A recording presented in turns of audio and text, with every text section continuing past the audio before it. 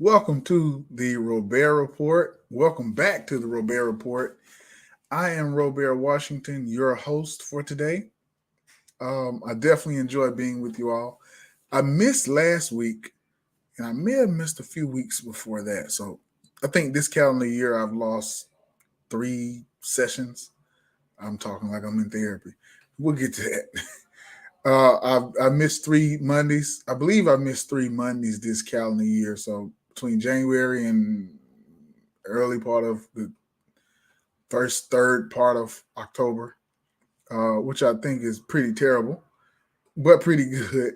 I've missed 3 Mondays. But yeah, so I'm back today, making more content, and I'm learning to have to make better content. Um, I have to. Yeah, my phone is going off right now.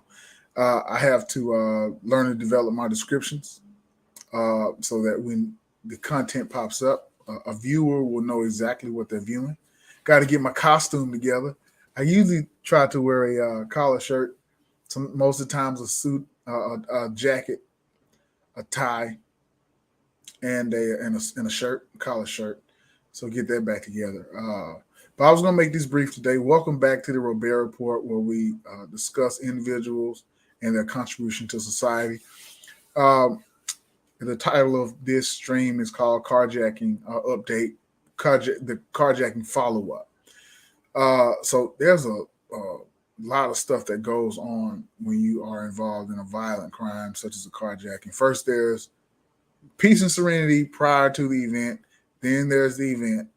Then there's law enforcement. And then there's the insurance. And then there's mental health checkup. And so, making sure I'm stable. So those are the areas that I've come to know of right now. Um, and I'm working through those things. I'm still working with law enforcement. Body shop. Um, I forgot about that part. Body shop. Also, the queries that are going to come from everyone else who you voluntarily provide information that you were involved in carjacking or violent crime, or for those people who find out, they're going to have even more questions. Then there's you as the human, as the individual that was actually involved in the conflict. Um, so it's pretty rough. Let me hit up a banner. Sorry about that. Let me put this banner up. Banner ad. Where you go? There you go. Today is October 10th. Welcome to the show. Usually I'm here for 30 minutes. I'll be here for a short while today. A couple of more moments. I missed last week. I wanted to get on and say I apologize to myself for the future when I'm watching this video where my content is top flight, top of the line, and I'll be able to look back and say, yeah, you made a short video that did about you not showing up the week prior. So, but yeah, for those of you who are experiencing mental health, issues, let me see if I can find that information for Baltimore. I think it's PEBTS. Check that out, and let me see if I can find another one. Maybe it'll reach out to this person. Dr. Ashley Coleman, PsyD, Doctor of Psychology, tenured immediate past department chair, assistant professor of psychology at University of the West. Somebody who may be able to give you some pointers on what to do. And I'll throw up this website, pebts.org. I'll give them a shout. And I believe I had one more up here that was for PE. Yeah, I believe this is right. pebts.org at gmail.com. Hey, I'm just, I'm just hitting the button to show these. Hopefully that's up to date. And yeah, I'll go here. Please like and share on Facebook, subscribe, and give us a thumbs up on YouTube. Thank you. Uh, so back to the topic. Put up another ticker. So yeah, it's pretty rough situation. And I thank God every day, uh, in small ways, for my safety, that I was not shot, harmed, well, beside my goddamn head. Uh, what's going on inside there? But yeah, that's something that I'm in the process of working through. There was actually an article, and I don't have the article right in front of me. I forgot to pull it up before I got on, of a lady in Rockville, Maryland, who was a victim of a foiled carjacking. Um, Perpetrators ran off.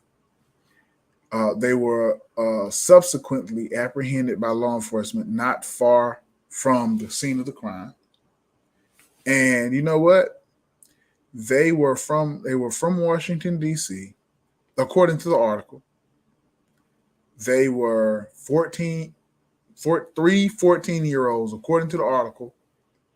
And when the law enforcement caught up with them, they had 3 ski masks and a BB gun in I assume a bag, and that's terrible.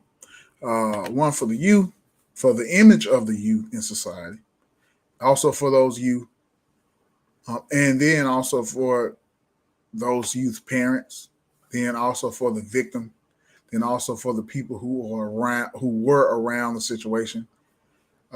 Those youth, according to the article, were able to go back home to their parents. And I did see that was in Rockville, Maryland. I saw a law in D.C.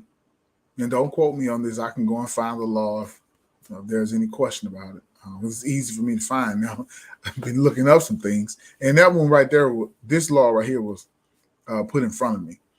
And thank God once again for my peace and safety that I have. The law in D.C. was that if you are convicted of a carjacking, it's 7 years. I believe it was 7 years mandatory incarceration if you're convicted of a carjacking. Do I think that's fair? Man, I'm not a legal guy. I just like to read. But do I think it's fair? Um, no. Well, yes, I do. I said no. I had thoughts about why it's not fair. There's a lot of issues. Hey, the person could have been dealing with some mental health stuff. They needed some money. A host of factors.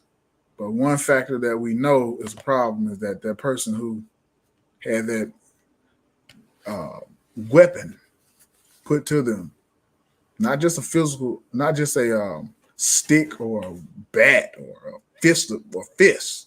This is a weapon that makes it very, very difficult to defend yourself against, because it's spitting out these small particles that are intended to inflict severe bodily harm and loss of life. Not like a bat or a stick or something you can swing and duck and catch it, and can't catch no bullets. And bullets don't have names on them. In my situation, I don't know if the gun was real or not, if the weapon was real or not. I do know that if it was real or not, I don't care. I was able to survive. As far as this lady in Rockville who had to, be on the receiving end of being pushed near her vehicle and threatened with a weapon, and who was left in that moment to. She yelled and screamed. She screamed, yelled. She got some people's attention, but she was able to uh, get the alleged attackers, to scatter off. She was able to call in some people who were around. They reinforced her safety. The alleged carjackers ran off, according to the article, 14-year-olds in Washington, D.C., and she survived to live another day. So Godspeed to that lady. Again, this is the Robaer Report. I am Robaer, Washington. Today is October 10th, and we're signing off. Peace.